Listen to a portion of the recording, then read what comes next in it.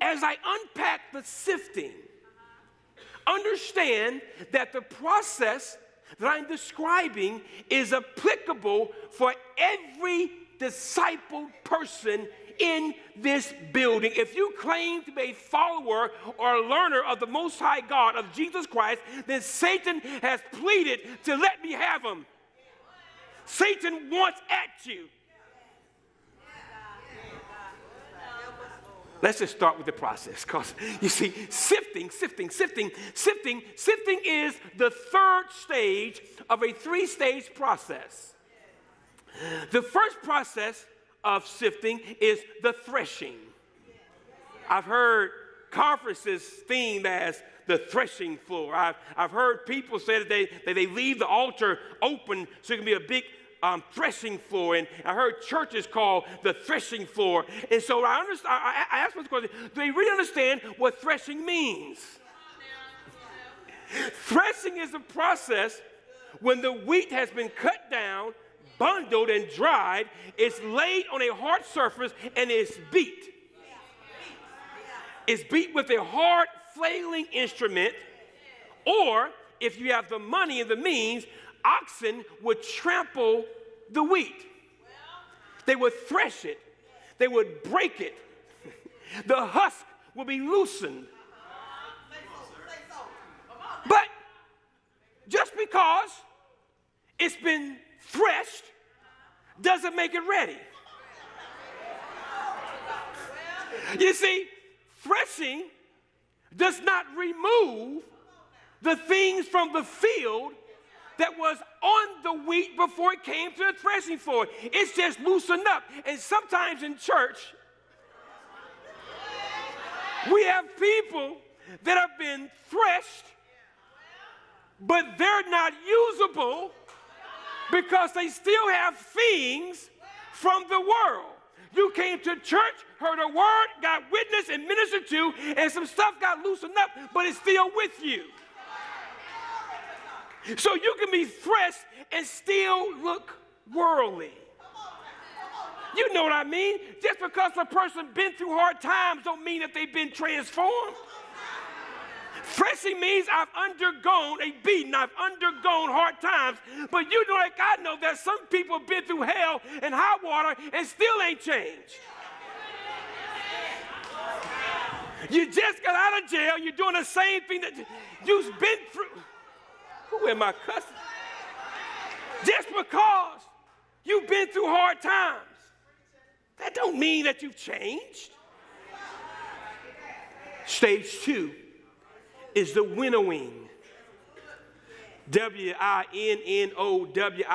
the winnowing process. Now, the winnowing process is now that the wheat has been threshed and broken up. Now, Selbert, they take a fork, or they take instruments, and they scoop up wheat and throw it into the wind.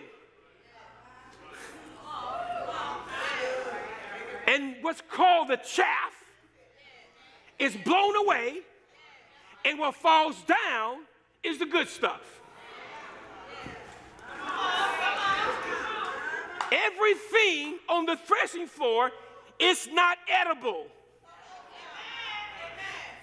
If you have in modern days, they use a fan to blow the chaff. And the good stuff, it falls to the ground. Or somebody about the mess they roll up. Because everybody wants to rise with you. But everybody don't weigh enough to fall with you. Everybody, when you're winning, they want to stand next to you. God winnows you by allowing you to be tossed up and let the wind and storms blow the chaff away. If somebody started out with you when you were up and left when you were down, they were chaff.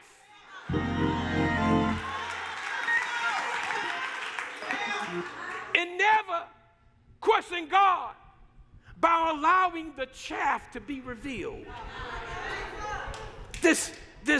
And then, because you know what happens? After the winnowing, the farmer discovers that he or she didn't have as much wheat as they thought. I wish I had time to hang out right here. I wish I had time to tell about 17, 18 people that you may not have as many friends as you think you have. You may not have as many supporters as you think you have. Because they were plentiful before the blowing. Some of y'all got big families before your storm. You do know that just because y'all got the same last name don't really make your family. You do know that some. I told somebody a while back that we don't get to choose who we're related to, but we get to choose our family.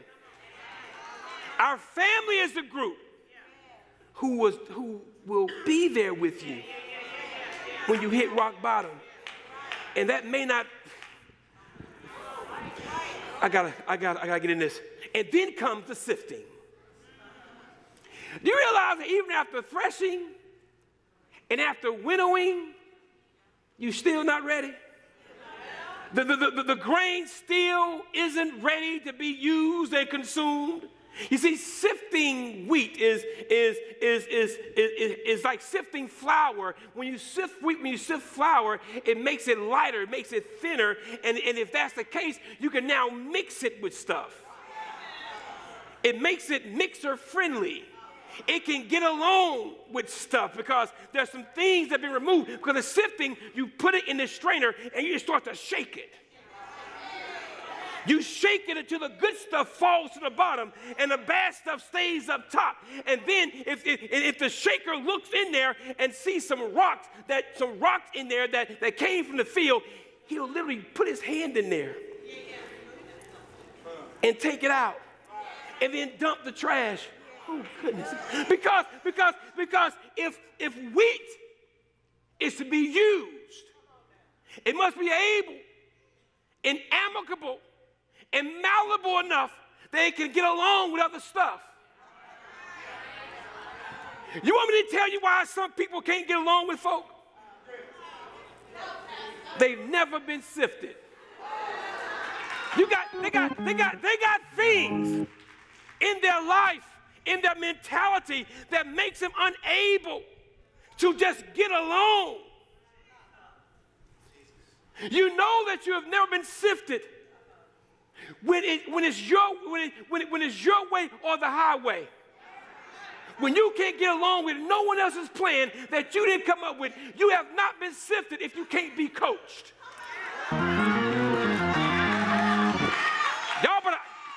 You have not been sifted if you cannot be coached. If you are never able to get along for the bigger cause, then you've yet to be sifted.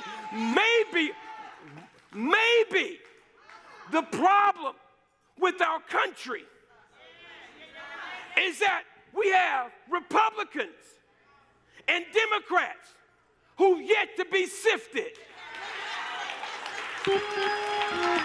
Maybe that's why they can't even agree on what traditional marriage is. Maybe that's why they can't agree on when life begins. Maybe that's why they can't agree on what a terrorist is. Maybe that's why they can't agree on who to allow in our country to experience the American dream, because they've not been sifted. And when you haven't been sifted, you can't get along. Boy, y'all better make me run up out of here. I'm trying.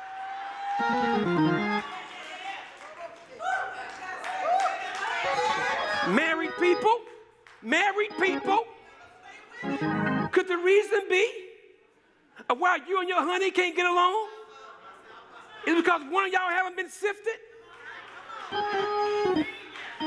You haven't been sifted from your single days yet. There's some stuff from your single days that need to be sifted because it makes you unable to get along in your marriage.